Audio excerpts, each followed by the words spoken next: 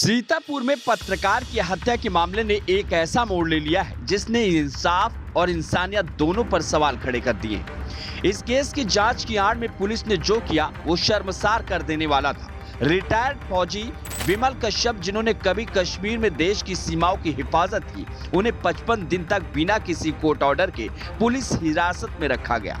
न कोई एफआईआर, न कोई रिमांड, सिर्फ जिले के पुलिस विभाग के आला अफसरों की शह पर थाने की पुलिस द्वारा फौजी को पत्रकार हत्या में जबरन फंसाने की कोशिश की गई। पुलिस की कस्टडी में 55 दिन तक यातनाएं झेलने वाले रिटायर्ड फौजी विमल की बूढ़ी मां चंद्रावती, जो खुद बीमार है, वो दर दर भटकती रही, जिसके बाद उन्होंने लखनऊ हाई कोर्ट में बंदी प्रत्यक्षीकरण याचिका दायर की और वहीं से इस पूरे मामले का पर्दाफाश हुआ। कोर्ट के आदेश पर जब आईजी लखनऊ ने विमल कश्यप को पेश किया तो उसने कोर्ट को बताया कि उसे इंस्पेक्टर विनोद कुमार मिश्रा और कुछ अन्य पुलिस वालों ने लगातार टॉर्चर किया, जिसकी पूरी जानकारी तत्कालीन एसपी चक्रेश मिश्रा को भी थी। उसे कई दिनों तक खाना नहीं दिया गया और हर दिन उस पर पत्रकार की हत्या को कबूलने का दबाव डाला गया।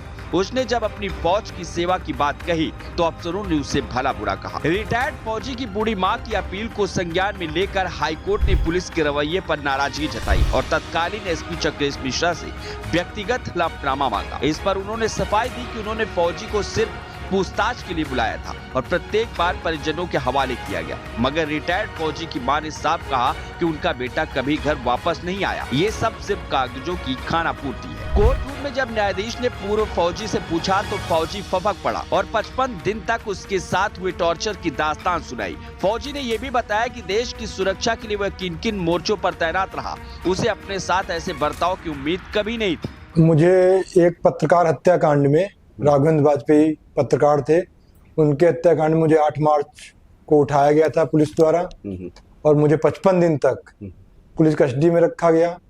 मुझे मारा पीटा गया, कपड़े उतार के नंगा किया गया, टॉर्चर करते थे, मानसिक शारीरिक दोनों। जब मेरी माँ ने मदद मांगने के लिए कप्तान साहब के पास गई होंगी तो कप्तान साहब ने उनको बोला कि जाओ कोर्ट से कुछ करना, जो भी करना है। तो माताजी हमारी कोर्ट में किसी वकील के माध्यम से रिट दायर किया। रिट दायर करने के बाद में ये गुमराह करते थे कि मेरे पास नहीं है। मेरी सेविंग कराई, मुझे लुक चेंज कराया, फिर मुझे हाजिर कराया और वो भी धमका के लाया कि कोर्ट में जो मैं कहता हूँ वो बोलना, अगर नहीं बोलोगे तुम्हारे खिलाफ कार्रवाई करूंगा और मुकदमे लिखवा दूंगा। तो जज साहब ने पूछा कि क्या कहाँ रहे, कहाँ से गिरफ्तारी हुई, तो मैंने कहा मैं पुलिस लाइन क्राइम ब्रांच में था, सीतापुर में। मारते पीटते थे, अंदरूनी चोटें देते थे, पट्टे से मारते थे और सोने को रात भर जगाते थे। मैं कश्मीर में 6 साल रहा हूँ, तो 50 RR में रहा। पुलवामा अटैक जब हुआ था मैं वहीं ड्यूटी कर रहा था। आसाम में भी रहा हूँ, झांसी में भी रहा हूँ, नसीराबाद राजस्थान में भी रहा हूँ। एक कप्तान साहब चक्रेश मिश्रा थे, वही खुद ही अपने सामने सब करवाते थे। उसी बीच में मुझे इनकाउंटर करने भी ले गए, धमकाया, पिस्टल तान के हमको धमकाया कि कबूलो नहीं तो तुमको इनकाउंटर कर देंगे। जब हाईवे कार्पस पड़ी उसके बाद इन्होंने मोबाइल मेरा चार्ज करते थे, घुमाते थे, लोगों को कॉल किए हैं, हेलो हेलो करके काट देते थे फोन। उसको मिसयूज भी कर सकते हैं और मुझे अभी भी डर है कि मुझे योजनाबद्ध या किसी फंसा सकते हैं या कहीं मुझे कुछ करवा सकते हैं। मैं बहुत डरा सहमा हूँ। मुझे सेना में नौकरी की, कभी ऐसा मैंने जीवन में ऐसा कभी सोचा नहीं था कि मेरे साथ इतना ऐसा बर्ताव करेगी। फौजी के इस बयान के बाद अब अदालत ने सरकार से भी 2 हफ्ते में विस्तृत रिपोर्ट मांगी है। याची के अधिवक्ता अंशुमान सिंह ने बताया कि 55 दिनों तक अवैध तरीके से पुलिस अभिरक्षा में रखने के मामले में पूर्व सैनिक की बीमार मां चंद्रावती ने मेरे माध्यम से हैवियस कॉर्पस के अंतर्गत याचिका दाखिल की थी, जिसके बाद न्यायालय ने सुनवाई की और विस्तृत रिपोर्ट देने के आदेश सरकार को दिए। महोली सीतापुर के एक रहने वाले हैं विमल कश्यप, रिटायर्ड फौजी हैं, और उनके 2 भाई अनिल कश्यप और सुनील कश्यप।